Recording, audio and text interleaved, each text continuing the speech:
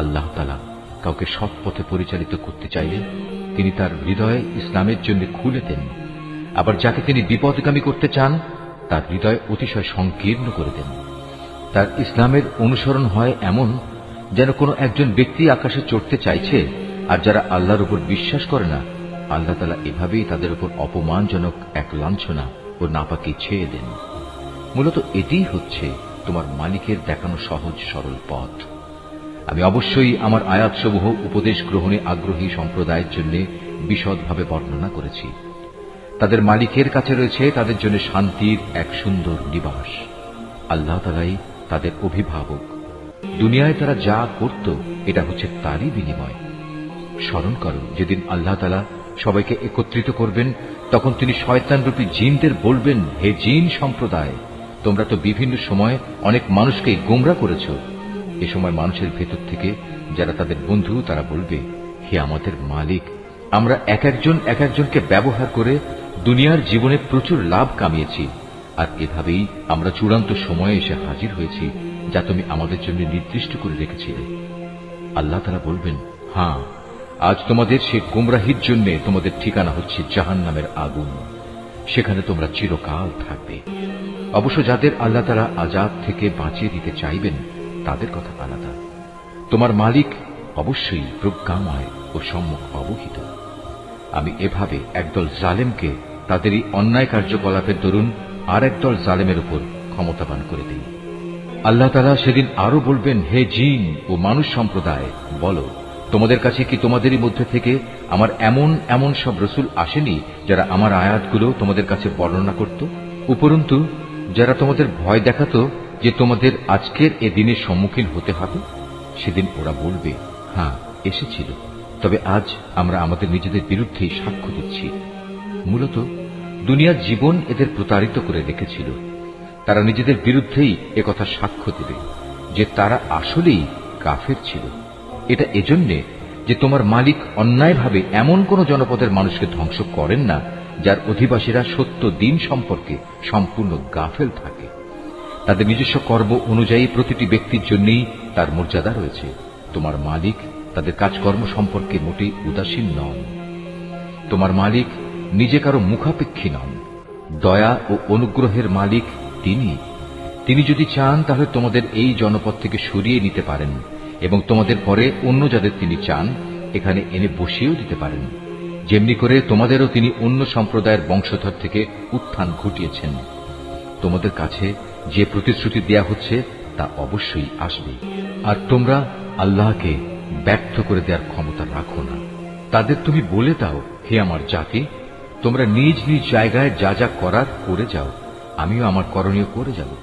অচিরেই তোমরা জানতে পারবে কার জন্য পরিণামের সুন্দর ঘর নির্দিষ্ট রয়েছে। জালেমরা কখনো সাফল্য লাভ করতে পারে না। স্বয়ং আল্লাহ তাআলা যে শস্য উৎপাদন করেছেন এবং গবাদি পশু সৃষ্টি করেছেন, এই মূর্খ ব্যক্তিরা তারই এক অংশ আল্লাহর জন্য নির্দিষ্ট করে রাখে এবং নিজেদের খেয়াল খুশি মতো একথা বলে, এ অংশ হচ্ছে আল্লাহর জন্য আর এ অংশ হচ্ছে আমাদের দেবতার জন্য। অতঃপর যা তাদের দেবতাদের জন্য রাখা হয় তা কখনো আল্লাহর কাছ পর্যন্ত পৌঁছায় না। যদিও আল্লাহর নামে যে ভাগ রাখা হয় তা শেষতক তাদের দেবতাদের কাছে গিয়েই পৌঁছে। কত নিকৃষ্ট তাদের এই বিচার!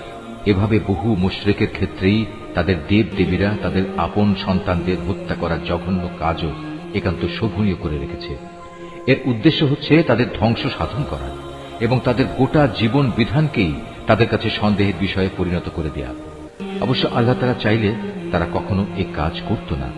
অতএব তুমি তাদের ছেড়ে দাও, মিথ্যা রচনা নিয়ে তাদের তুমি কিছুদিন ব্যস্ত থাকতে দাও। তারা বলে, এসব গবাদি পশু এবং এ খাদ্যশস্য নিষিদ্ধ তালিকাভুক্ত, আমরা যাকে চাইব সে ছাড়া অন্য কেউ তা খেতে পারবে না। এটা তাদের মন গড়া একটা ধারণা মাত্র। আবার তারা মনে করে কিছু গবাদি পশু আছে যার উপর আরোহণ করা নিষিদ্ধ, আবার কিছু গবাদি পশু আছে যার উপর জবাই করার সময় তারা আল্লাহর নাম স্মরণ করে না। আল্লাহর উপর মিথ্যা রচনা করার উদ্দেশ্যেই তাদের এসব অপচেষ্টা। অচিরেই আল্লাহ তাআলা তাদের এই মিথ্যাচারের জন্য তাদের যথাযথ প্রতিফল দান করবেন। তারা বলে, এসব গবাদি পশুর পেটে যা কিছু আছে তা শুধু আমাদের পুরুষদের জন্য নির্দিষ্ট এবং আমাদের স্ত্রীদের জন্য তা হারাম। তবে যদি এ পশুর পেটে মরা কিছু থাকে তাহলে তারা নারী পুরুষ উভয়ই সমান অংশীদার। আল্লাহ তাআলা অতি শীঘ্রই তাদের এ ধরনের উদ্ভট কথা বলার প্রতিফল দান করবেন, কেননা তিনি হচ্ছেন প্রবল প্রজ্ঞাময়, তিনি সর্বজ্ঞ। অবশ্য যারা নেহায়েত নির্বুদ্ধিতা ও অজ্ঞতার বশবর্তী হয়ে নিজেদের সন্তানদের হত্যা করল এবং আল্লাহ তাআলা তাদের যে রিজিক দান করেছেন তা নিজেদের উপর হারাম করে নিল, আল্লাহ তাআলা সম্পর্কে নানা ধরনের মিথ্যা কথা রচনা করল, এসব কাজের মাধ্যমে নিঃসন্দেহে এরা সবাই দারুণভাবে ক্ষতিগ্রস্ত হয়ে গেল। এরা কখনো সৎ পথের অনুসারীদের দলভুক্ত ছিল না। মহান আল্লাহ তাআলা, যিনি নানা প্রকারের উদ্যান বানিয়েছেন, কিছু লতাকুলম যা কোনো কাণ্ড ছাড়াই মাচানের উপর তুলে রাখা হয়েছে, আবার কিছু গাছ যা মাচানের উপর তুলে রাখা হয়নি, সেও কাণ্ডের উপর তা এমনিই দাঁড়িয়ে আছে। তিনি আরো সৃষ্টি করেছেন খেজুর গাছ এবং বিভিন্ন স্বাদ ও প্রকার বিশিষ্ট খাদ্যশস্য ও আনার। এগুলো স্বাদে গন্ধে একরকমও হতে পারে, আবার তা ভিন্ন ধরনেরও হতে পারে। যখন তা ফলবান হয় তখন তোমরা তার ফল খাও।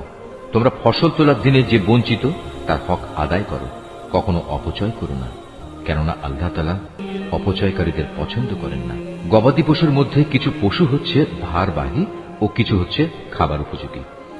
আল্লাহ তাআলা যা তোমাদের দান করেছেন তা তোমরা খাও এবং এ পর্যায়ে কখনো শয়তানের পদাঙ্ক অনুসরণ করো না, কেননা সে হচ্ছে তোমাদের প্রকাশ্য দুশমন।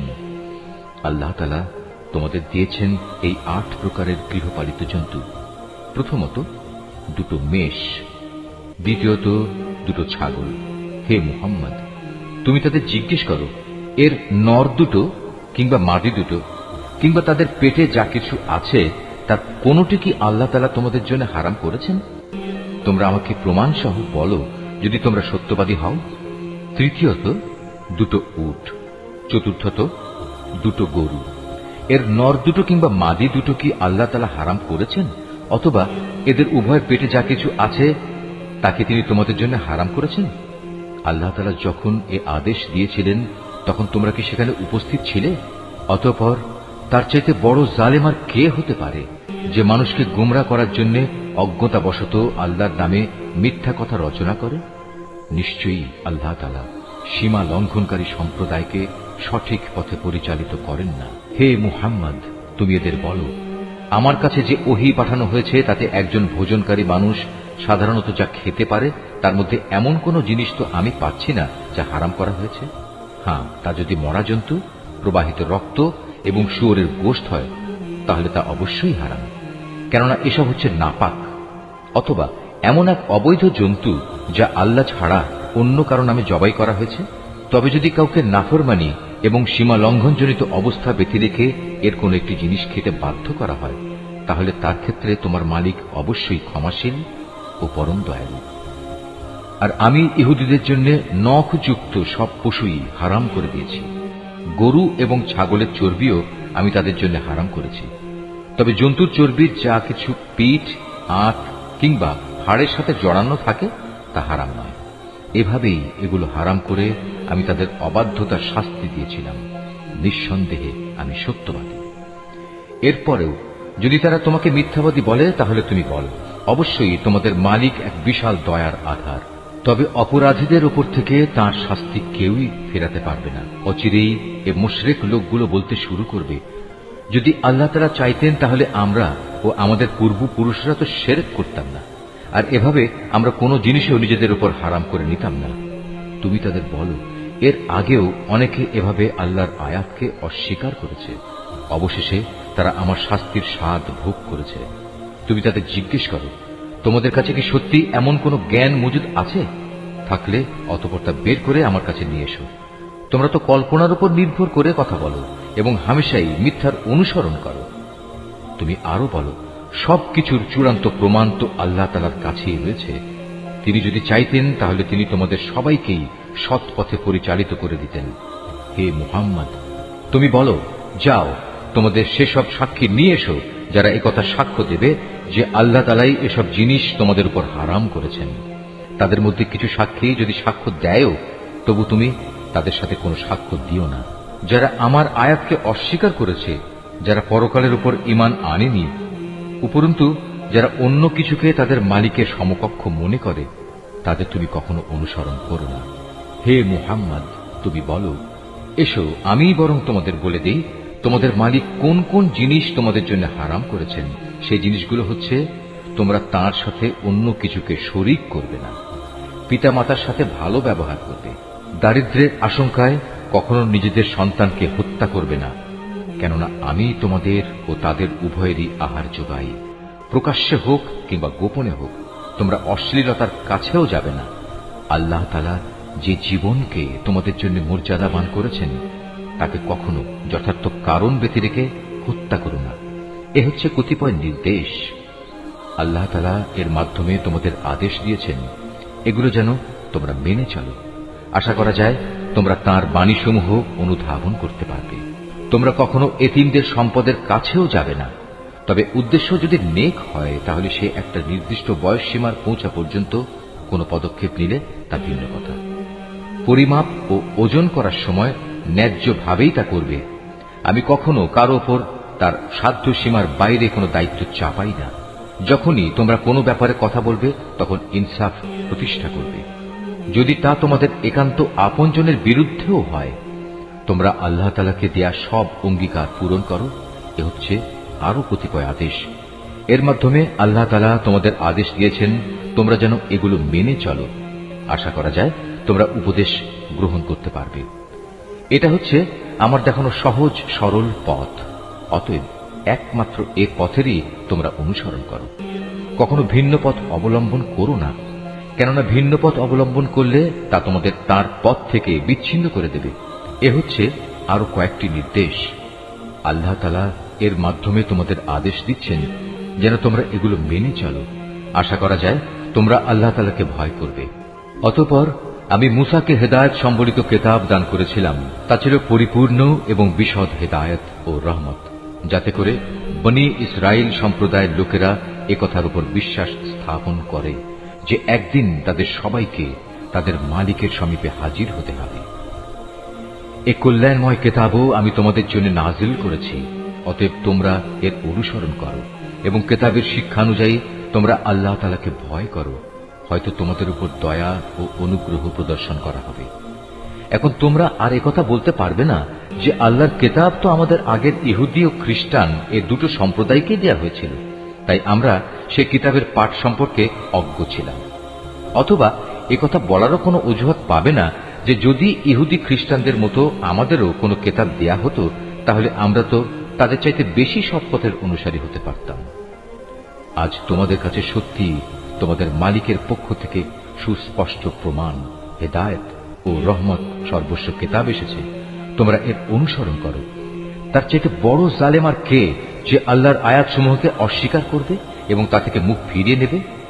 জেনে রেখো, যারাই এভাবে আমার আয়াত থেকে মুখ ফিরিয়ে নেয় অচিরেই আমি তাদের এ জঘন্য আচরণের জন্য এক নিকৃষ্ট ধরনের শাস্তি দেব। তারা কি সেদিনের প্রতীক্ষা করছে যে তাদের কাছে আসমান থেকে আল্লাহ তাআলার ফেরেশতা নাজিল হবে, কিংবা স্বয়ং তোমাদের মালিকই তাদের কাছে এসে তাদের হাতে কিতাব দিয়ে যাবেন, অথবা মালিকের পক্ষ থেকে কোনো নিদর্শনের কোনো অংশ এসে তাদের জান্নাত জাহান্নাম দেখিয়ে দিয়ে যাবে? অথচ যেদিন সত্যি তোমার মালিকের পক্ষ থেকে এমন কোনো নিদর্শন আসবে সেদিন তো হবে কিয়ামতের দিন। তখন যে ব্যক্তি এর আগে ঈমান আনেনি কিংবা যে ব্যক্তি তার ঈমান দিয়ে ভালো কিছু অর্জন করেনি তার জন্য এ ঈমান আনাটা কোনোই কাজে আসবে না। হে মুহাম্মদ, তুমি তাদের বলো, ঠিক আছে, তোমরাও প্রতীক্ষা করো, আমিও প্রতীক্ষা করছি। যারা নিজেদের দিনকে টুকরো টুকরো করে নিজেরাই নানা দল উপদলে বিভক্ত হয়ে গেছে তাদের কোনো দায়িত্বই তোমার উপর নেই। তাদের ফয়সালার ব্যাপারটা আল্লাহ তাআলার হাতে। যেদিন তারা তার কাছে ফিরে যাবে তখন তিনি তাদের বিস্তারিত বলবেন তারা কে কি করছিল। তোমাদের মাঝে কেউ যদি একটা সৎ কাজ নিয়ে আল্লাহ তাআলার সামনে আসে তাহলে তার জন্য 10 গুণ বিনিময়ের ব্যবস্থা থাকবে। অপরদিকে যদি কেউ একটা গুনাহের কাজ নিয়ে আল্লাহ তাআলার কাছে আসে তাকে তার একটাই প্রতিফল দেয়া হবে। সেদিন তাদের কারো উপর জুলুম করা হবে না। হে মুহাম্মদ, তুমি তাদের বলো, অবশ্যই আমার মালিক আমাকে সঠিক পথ দেখিয়েছেন, সুপ্রতিষ্ঠিত জীবন বিধান। এটাই হচ্ছে ইব্রাহিমের একনিষ্ঠ পথ। সে কখনো মুশরিকদের দলভুক্ত ছিল না। তুমি একান্ত বিনয়ের সাথে বলো, অবশ্যই আমার নামাজ, আমার ইবাদত, আমার জীবন, আমার মৃত্যু সব কিছুই সৃষ্টিকুলের মালিক আল্লাহ তাআলার জন্য। তার শরীক সমকক্ষ কেউ নেই। আর একথা বলার জন্যই আমাকে আদেশ দেয়া হয়েছে। আত্মসমর্পণকারী মুসলমানদের মধ্যে আমি হচ্ছি সর্বপ্রথম। তুমি আরো বলো, এরপরেও আমি কি আল্লাহ তাআলা ছাড়া অন্য কোনো মালিক সন্ধান করে বেড়াবো? অথচ আমি জানি তিনি সবকিছুর নিরঙ্কুশ মালিক। তার বিধান হচ্ছে প্রতিটি ব্যক্তি তার কৃতকর্মের জন্য এককভাবে নিজেই দায়ী হবে এবং কিয়ামতের দিন কোনো বোঝা বহনকারী ব্যক্তি অন্য কোনো লোকের পাপের বোঝা বহন করবে না। অতঃপর একদিন তোমাদের সবাইকে তোমাদের আসল মালিকের কাছে ফিরে যেতে হবে। সেদিন আল্লাহ তাআলা তোমাদের সেসব কিছুই জানিয়ে দেবেন। দুনিয়ার জীবনে যা নিয়ে তোমরা মতবিরোধ করতে, তিনি সে মহান সত্তা। তিনি তোমাদের এ জমিনে তার প্রতিনিধি বানিয়েছেন এবং এ কারণে তিনি তোমাদের একজনকে অন্যজনের উপর কিছু বেশি মর্যাদা দান করেছেন। এর উদ্দেশ্য হচ্ছে আল্লাহ তাআলা তোমাদের সবাইকে যা কিছু দিয়েছেন তা দিয়েই তিনি তোমাদের কাছ থেকে কৃতজ্ঞতার পরীক্ষা নিতে চান। জেনে রেখো, তোমার মালিক শাস্তি দানের ব্যাপারে অত্যন্ত কঠোর ও তৎপর। আবার তিনি বড়ই ক্ষমাশীল ও পরম দয়াময়।